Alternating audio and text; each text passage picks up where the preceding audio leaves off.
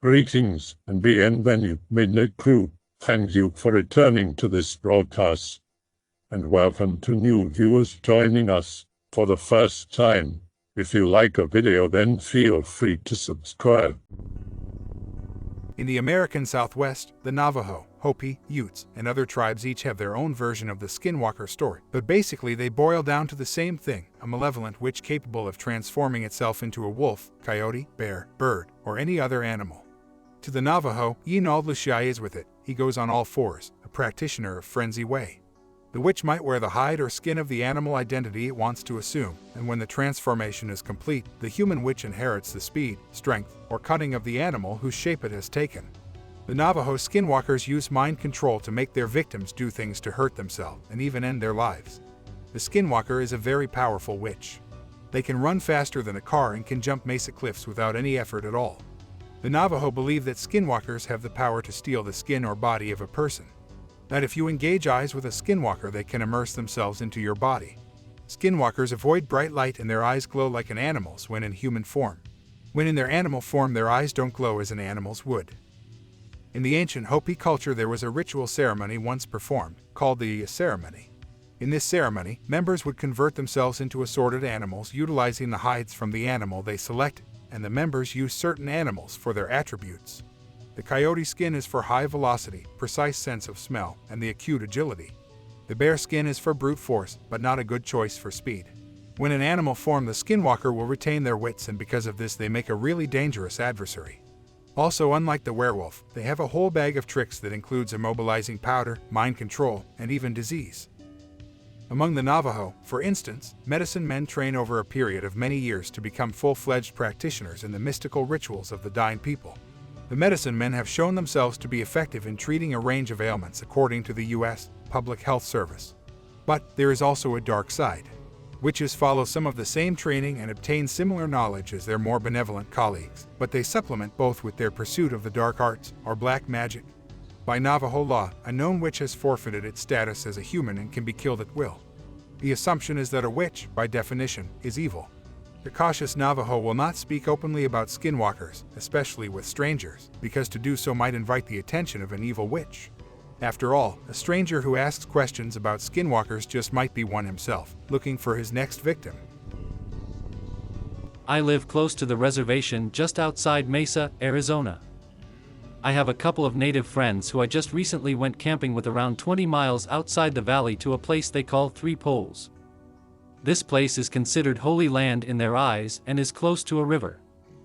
There are numerous stories I know about this place, such as the flute player you can hear at night or the boulder-sized splashes you hear in the river.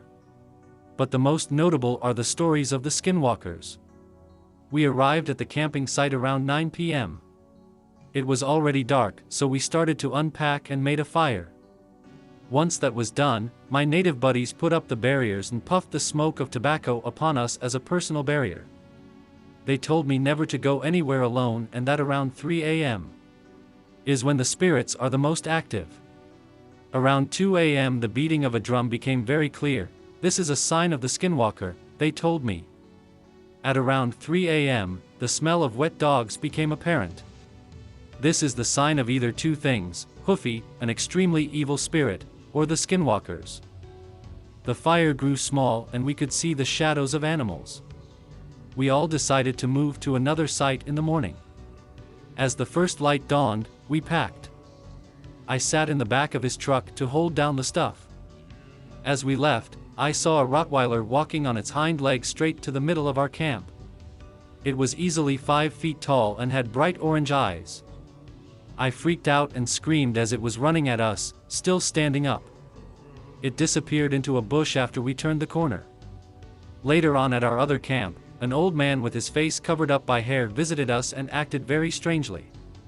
We ran out of drinks, so a friend and I decided to head out on foot, no car. A friend had to take it home. We saw a car. As it approached, it slowed down to a halt and the same man asked if we wanted a ride. We said no because by this time my friends had told me the man was a skinwalker. He grabbed my arm and pulled me by his car and looked straight at me. As my friend ran up to grab me, the man took off in his car. Once we got back, I relaxed. It was around dawn when just behind me the man appeared about 10 feet away and asked if I could help him with something back at his camp. As he did, 2 trucks came around the corner to head further into the grounds. He watched them as they passed and then all of a sudden he bolted after them. I was astonished seeing this 60-year-old man chasing down a car. My native friends put up a salt barrier. I heard sounds all night, but never saw anything after that. As a teenager, I would visit my grandma at her home on the Navajo res for several weeks every summer.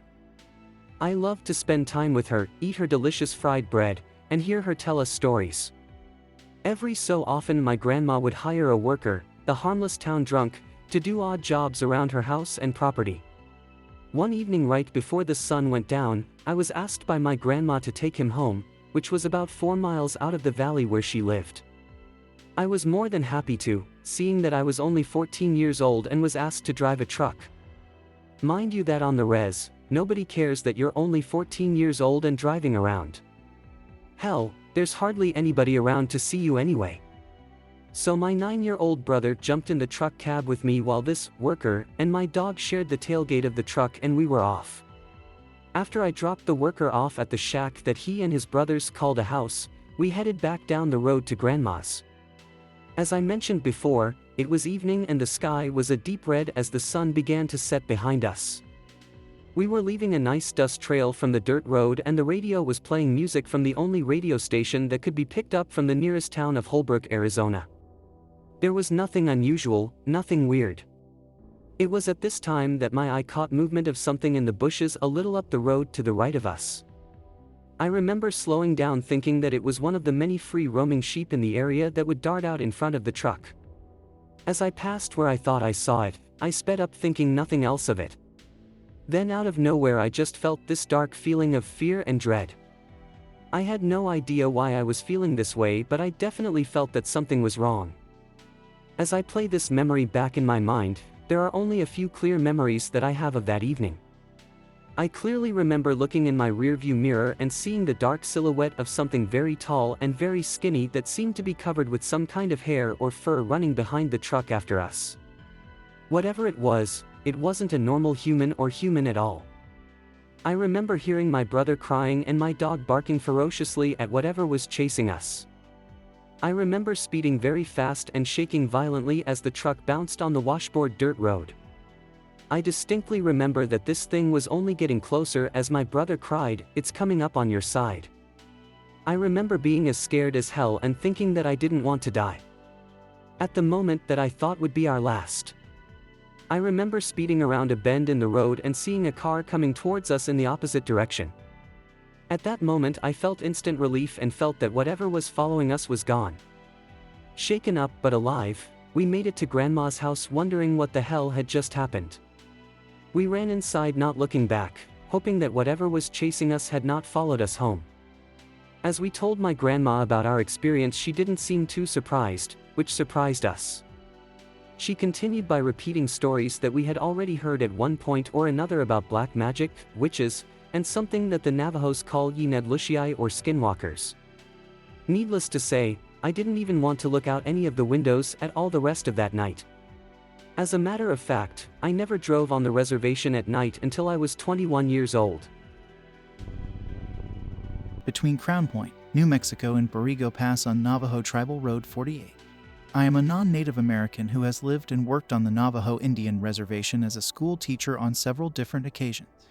The most recent gig was from November 1997 to June 2000. As a lifelong resident of New Mexico, I have driven hundreds of thousands of miles, with tens of thousands of those miles at night.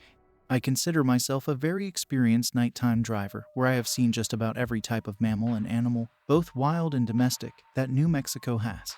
I've seen deer, elk, cattle, horses, sheep, dogs, cats, rabbits, mountain lion, badgers, skunks, porcupines, etc. while driving at night. I recognize them all. When I first started working at Borrego Pass School in 1997, I was making a home visit to one of my students. His name was Billy. He told me on that visit that their neighbor was a skinwalker. I scoffed at Billy and said something like, "There is no such thing." But Billy insisted, saying that the neighbor changed into an animal and came to their house and looked into the windows. This was all very interesting to me, but I pretty much forgot about what he said. Around 1998, I started teaching night classes at Dine College in Crown Point. Teaching astronomy. Class would end around 10 p.m., and I would head back home to Borrego Pass, 18 miles to the east. One night after class, about 10:15 p.m., sometime in the spring, April or May of 2000, I was driving my 1998 Ford Escort on Navajo Tribal Road 48. I drove about 50 miles per hour because of the possibility of horses and livestock in the roadway. I always noted Billy's house off the road at about the halfway point to my home. It was one of my waypoints. It was about this time that suddenly something weird passed from right to left in front of my car's headlights. This was the strangest creature or object I've ever encountered on the road. It was a large, shapeless hole that did not reflect any light whatsoever. My car's headlights simply disappeared and were swallowed into the darkness of this mass. I saw no definite shape, no legs, no head, no eyes, just a shapeless black hole. I have never seen anything quite like it, before or since, but whatever it was, gave me the creeps. I remember getting scared and speeding up. I pushed the car's speed up to 65 miles per hour and got to my little duplex at Borrego Pass SP. I got into the apartment as quickly and locked the door behind me. I then sat in the living room, trying to figure out what I saw. The next day, I told one of my Navajo friends what I saw. His jaw dropped. He immediately said it was a skinwalker, but I had nothing to worry about since they can't harm white men. Still, it was weird. I have told this story to several Navajos, and they have all pretty much come to the same conclusion that it was a skinwalker. Weird stuff, for sure. A logical explanation says it was a black dog or black bear, but it's more fun to think of it as a skinwalker. This happened one night, but not the same night as my skinwalker encounter. One night, when driving back from Gallup, New Mexico, I was being tailgated by a Ford Bronco that was driving without headlights. I wrote this off as a guy using me as his light since his didn't work or he was drunk or both. I sped up as fast as I could to shake him. I don't remember what happened, but obviously he did not follow me back to Borrego. I am about to tell you a story that's absolutely true. My grandpa lived in MITZU, Utah, and he told stories about skinwalkers and how they could take the form of any animal or anyone you knew. I asked him one day, did you ever meet one? Yes. When? A very long time ago, before you were even born. Before your mother was born. It was when I was young and foolish. I went to the Skinwalker Valley. It's a valley where life never enters. Not even the crows, the very guardians of death, will never go there. They too fear. I went out there to show people that nothing evil existed in the valley, nothing but their fears. But I was wrong. He went on that he had gone to the Skinwalker Valley in his old red Ford truck to prove to everyone that what they thought they knew were just stories used to scare them. When he reached the valley, he remembered the grass was black as if it had been burned and survived the fire. The trees looked dead, but were still alive. He told me he had seen a house not far from where he stood. It was old and the roof was caved in. The door was gone, so he walked towards it. There were strange marks on the sides of the house. Animal skeletons were strewn about around the property as if it were a sacred burial ground. Then he heard their grandmother. She had died long ago, but he heard her. The spirits were calling for him, for his life, for his skin, for his blood, for his soul. They were the lost souls they could change from man to beast. They chased and scared him and told him that they would never forget him. Whenever I visited my grandpa, he would show me something that was brand new, but had been broken the next day. These spirits would kill his animals, so he finally stopped keeping his dogs outside. It got to the point where I snapped at him, telling him that his stories were lies. I told him, prove it. He turned around and pulled his shirt up. All I could do was gasp as I looked at his back. It was torn here and there, not one part of his back was unmarked. There were wide claw marks, too straight and too far apart to be made by a human. I was scared and started to cry. I remember my mother running to see what was the matter. She screamed and ranted at Grandpa as she held me, but he did nothing but stare at the field across the road from his house. She finally gave up and carried me inside. But as I looked over my mother's shoulder, I saw it. A large black dog with white eyes. It was watching Grandpa, and he was watching it as if waiting for it to attack him. It never did. I never saw that dog again. My grandpa died 2 months later. The doctors said his heart gave out, but I knew that was a lie. His arm had fresh claw marks. That was 42 years ago. No one has ever believed me, but it's a true event. So I'll tell you, so that the world will know. Never look into a skinwalker's eyes. It will never forget you. If you do, sooner or later it will have your soul. You can fight and refuse to give in to the skinwalker's power, but if that is the case, then I hope you're not afraid to die. My family never mentioned skinwalkers or witches to me, so I knew nothing about them. My grandpa died a few years ago, so my parents sent me to live with my grandma to help her around her ranch. I brought my cat along. Well, just after 2 weeks of living there, my cat went missing. I figured that he would come back, but he never did. I called him and looked for him, but nothing. So I went to put some hay behind the barn for the horses when I saw my orange cat's remains. I thought maybe something attacked him like a coyote, so I picked it up and I saw that there were no bones, just skin, and the outside of his fur there was red and yellow, even white paint on the outside of him. I couldn't figure out what it was. I buried him behind a hill with a little stone with his name carved on it. I was so heartbroken. My grandma said she could get me a new cat, but I didn't want a new cat. Pretty soon enough, I kept hearing meows outside the Hogan and scratches at the door. My grandma doesn't have any other cats, so I would open the door and find nothing. Then one day, I went to go check on my cat's grave and dig it up to make sure he was still there. He was gone, but his bones were there. I just couldn't believe it. Why were his bones there? I thought I buried his skin? Ever since I have lived there, I have experienced some of the strangest things in my life. I don't want to go back. I can't even share what kind of crazy things happened to me, because from there I drew the line. I was confused and scared about these people, but at the same time I knew I was one of these people. I have a greater respect for the Navajo people, which is why I don't think getting involved with Skinwalkers is a good idea. Just don't mess with them and they won't mess with you. I've seen a Skinwalker once. I have never seen one since. My older brother, older sister, and I were going home for the weekend. We were coming in from Phoenix. We had to leave pretty late. It usually takes us 5 hours to get home, which is in Low Mountain near Pinon, Arizona. We drove toward Keams Canyon Highway and took a certain dirt road that would take us straight to Low Mountain.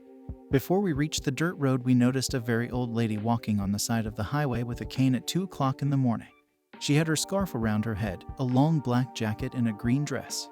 We did not think anything of it, but thought it was weird that she was walking late at night on a highway. The reservation is really dark at night and there is hardly anyone driving on the roads. We eventually turned on the dirt road. A mile away from the highway, we noticed the same old lady walking on the side of the dirt road with her cane. I freaked out. I started crying because we knew that it was the same lady 15 miles back. My brother stepped on the gas and started driving faster. He gave us some medicine to protect us from harm.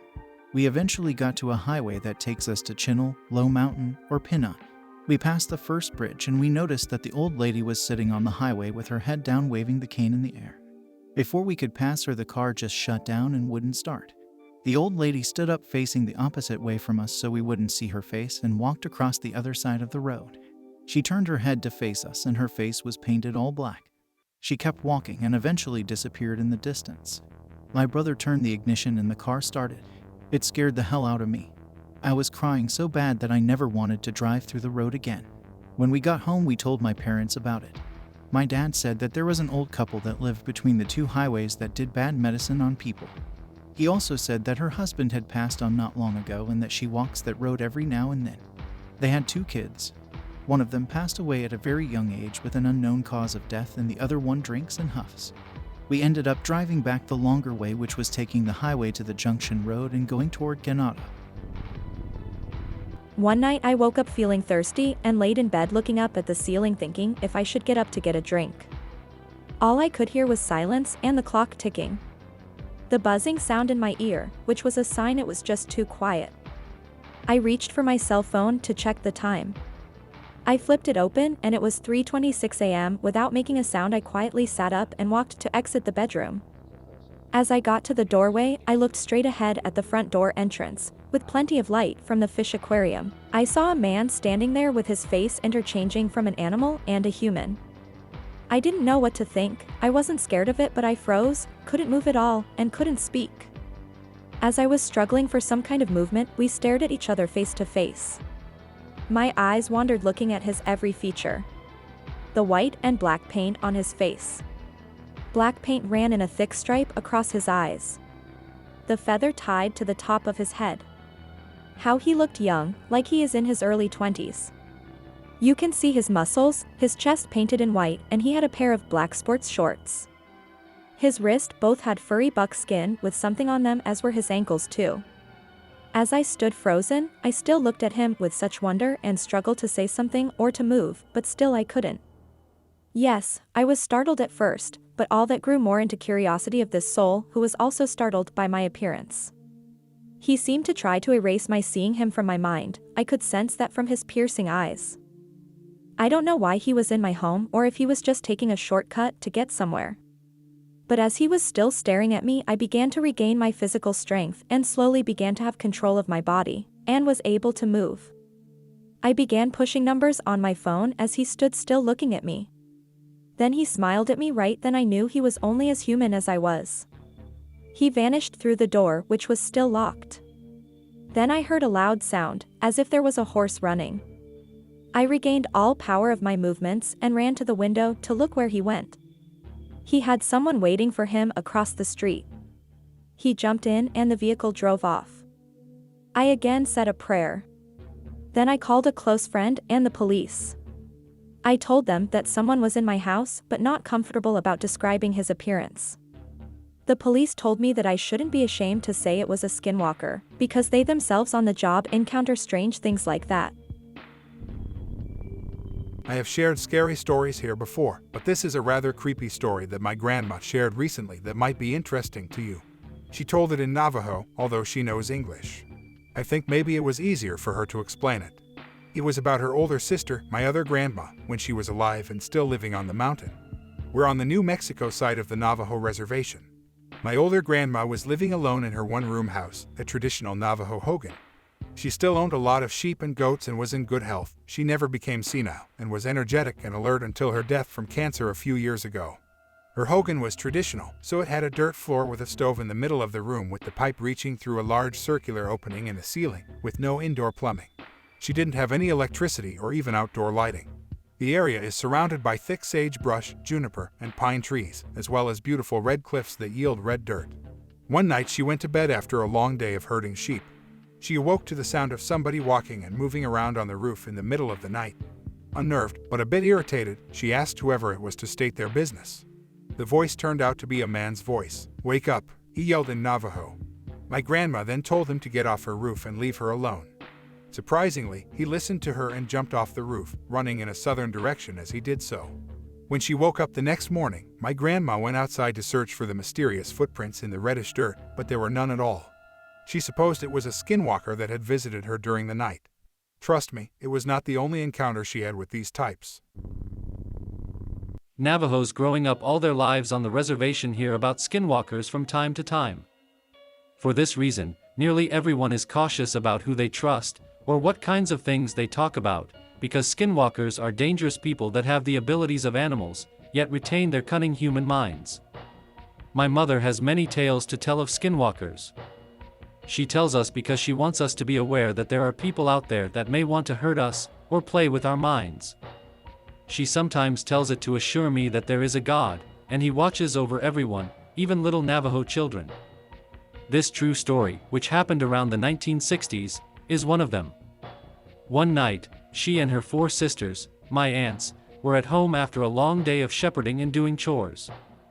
My mom and her sister needed to use the bathroom before going to bed, and so they decided to go to the outhouse together. They didn't have plumbing back then, or running water, as they were living in a traditional Hogan. The outhouse was far away, and they didn't want to walk there alone in the darkness, so they decided to go together. It was relatively late. The sole light source was moonlight. As the two finally neared the outhouse, they thought they heard some faint sounds like that of whistling. It was bird-like, but whoever was whistling was following them and was circling the area. They clung to each other, chilled by the sound, and continued on. Oddly enough, the outhouse door was open. Usually when people use the outhouse, they always latch or wire the door shut. As they came close enough to the outhouse, they saw a large black thing sitting inside. Though they couldn't see its features, they could make out that it was human in nature. Terrified, they screamed in horror, and ran back to the Hogan as fast as their legs could carry them. They could hear someone chasing them from behind, and that it was gaining on them. As soon as they reached the Hogan, they dashed in and slammed the door. They hurriedly told their other sisters what happened, and they sat in silence, waiting for something to happen. the Hogan door wasn't secure. It was only an old, worn-down door with no knob. It had a rickety latch nailed to the inside of the door to keep it closed. Nothing was barring the smoke hole where the chimney rose out. It was open to the air and you could see the night sky. The person outside began banging on the walls, making all 5 of them huddle in the middle of the room near the stove. There were heavy objects being thrown now, and a lot of noise. Soon, they heard it climb onto the roof. Whoever it was walking back and forth, and every now and then, it would peer through the smoke hole at them, its face hidden by darkness. There were adults present, but being a rather rude foster family with kids of their own, they lived in another Hogan some distance away. Though they tried calling out to them, they became angry and didn't answer. Finally, in pure desperation, my mom's 3 older sisters, being raised Catholic in boarding school, told her and her younger sister to get down on their knees. They began praying to God for protection. One of them had acquired holy water from the church, and she sprinkled it near the door. All night, the Skinwalker would circle the Hogan, pound on the door, and make that whistling noise, but even though the Hogan was improperly secured, that Skinwalker never got to break in and hurt them. My mom never found out who tried to hurt them that night. Medicine men can hold a chant for you, to see who tried to hurt you, but this was never carried out. Looking back on it now, my mom says that nobody was protecting them that night. Nobody but Heavenly Father, and that He kept them safe from harm's way. The Skinwalkers would bother them on and off, but not once were they harmed.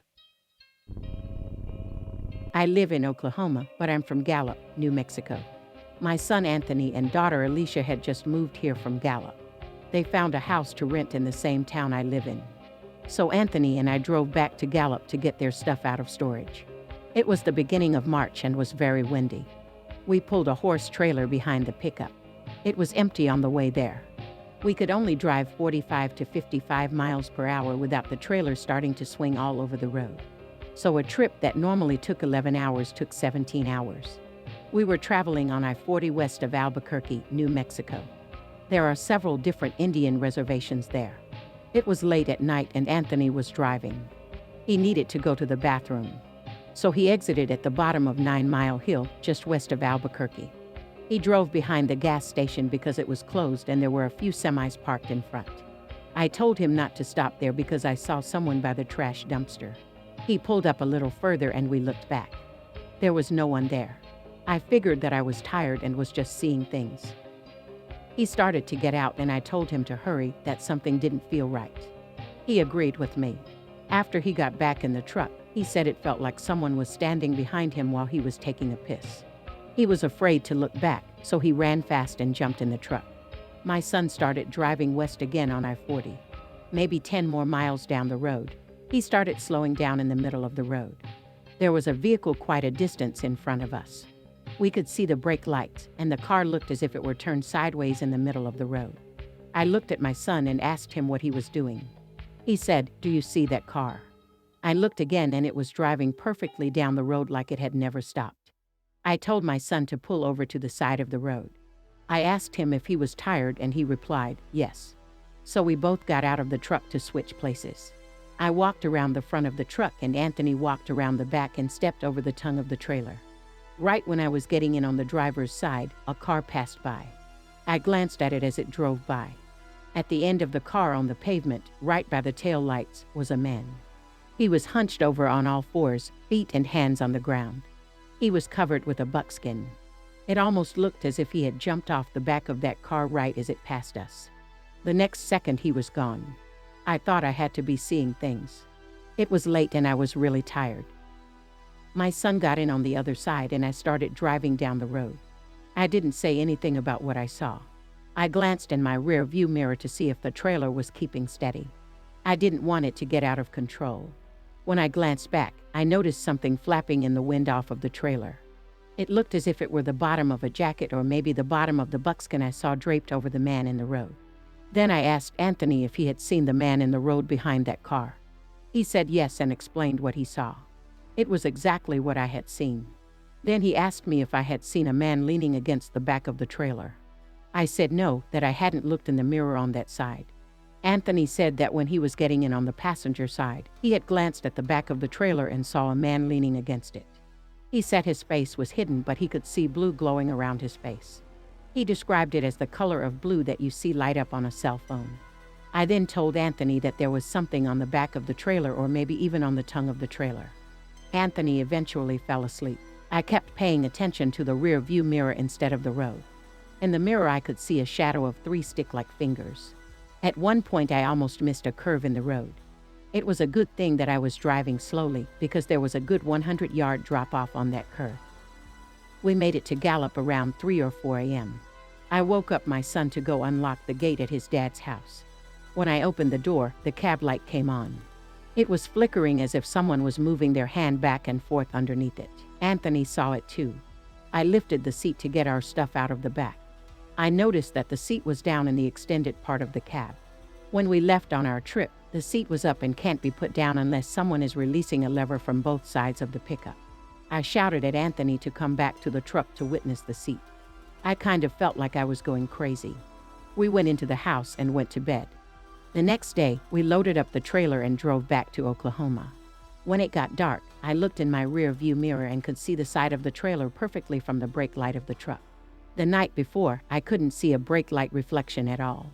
So whatever was riding with us was on the back of the bumper covering up the tail light. Anthony's theory was that a skinwalker saw us pulled over on the side of the road and knew we were tired and was going to try to make us wreck.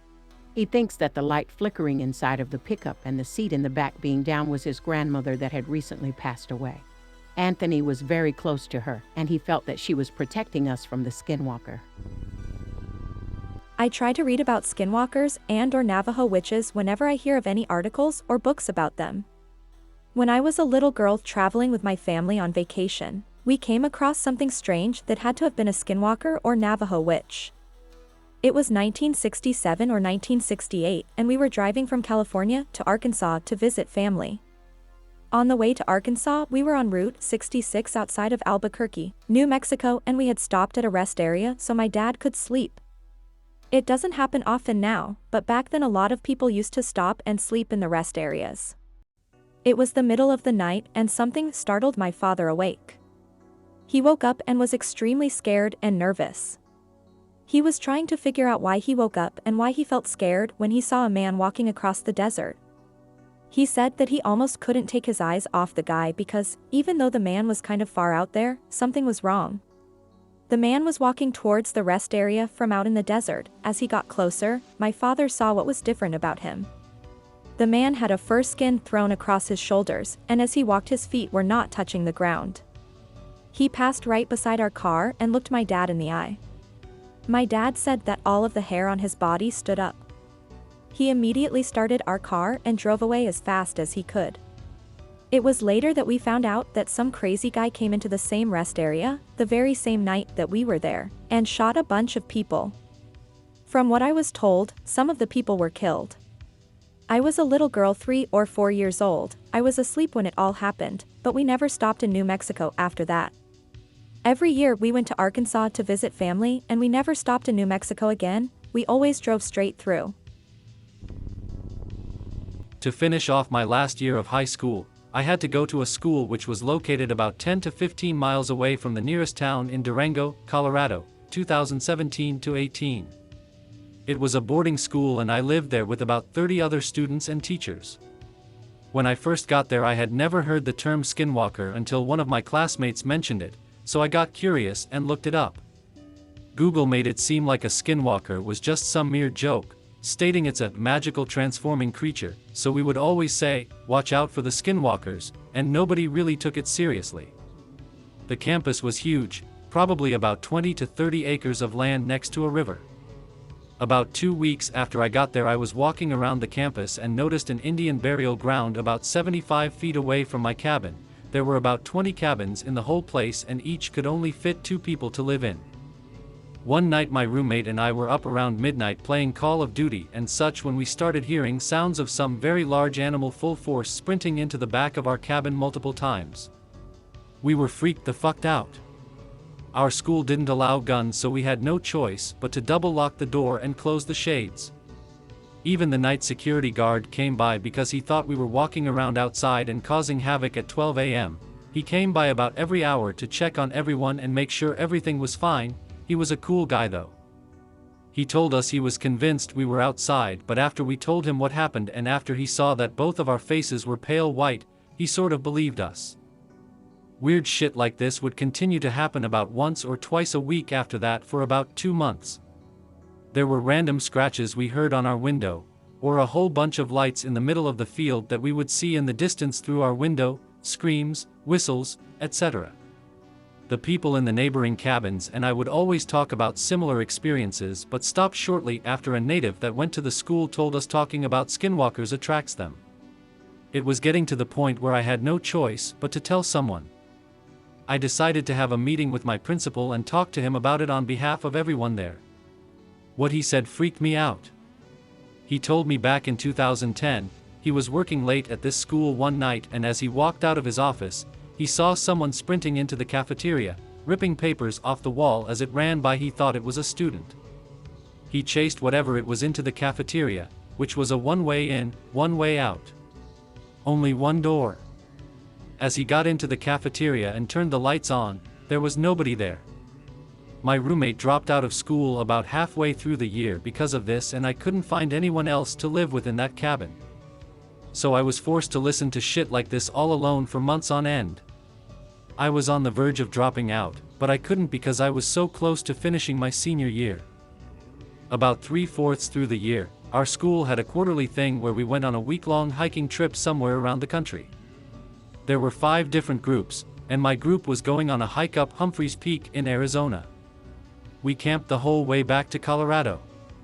It was a 6-hour drive to Humphrey's Peak, and the hike took most of the day.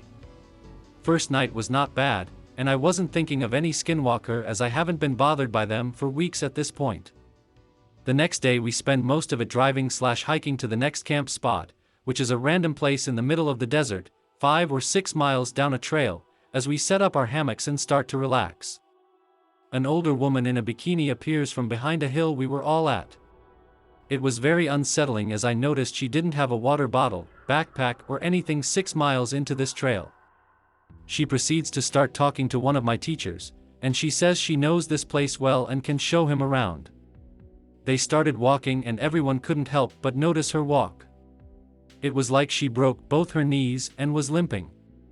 But not limping. I can't even describe how weird of a walk she had.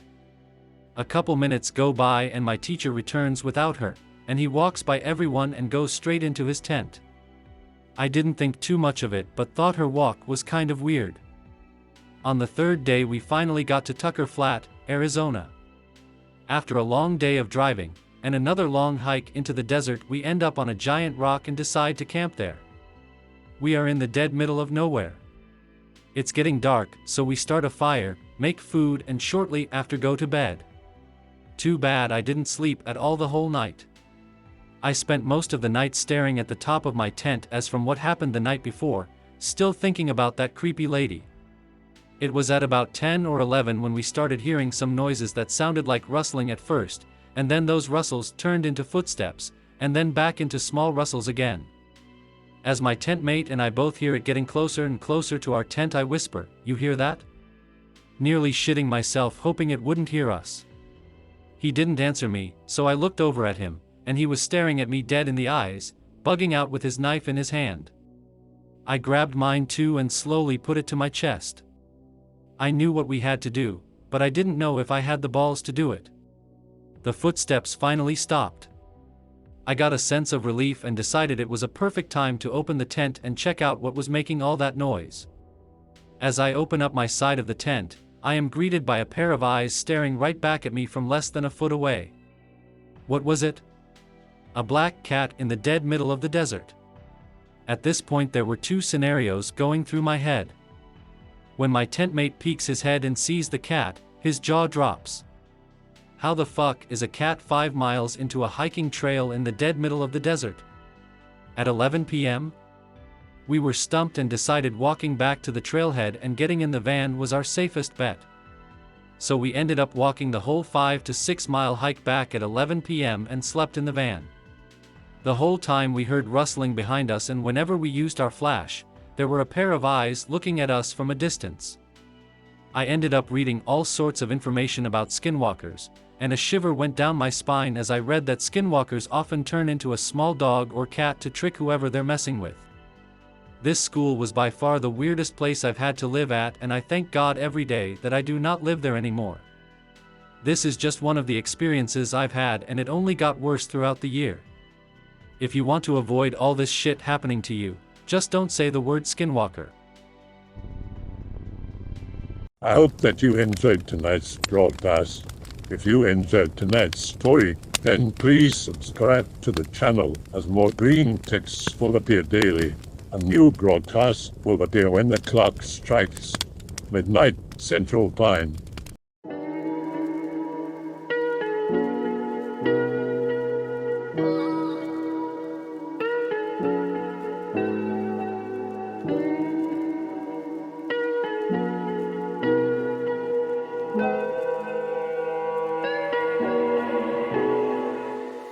Remember to check out the Odyssey page in the description for a second archive of the channel's videos.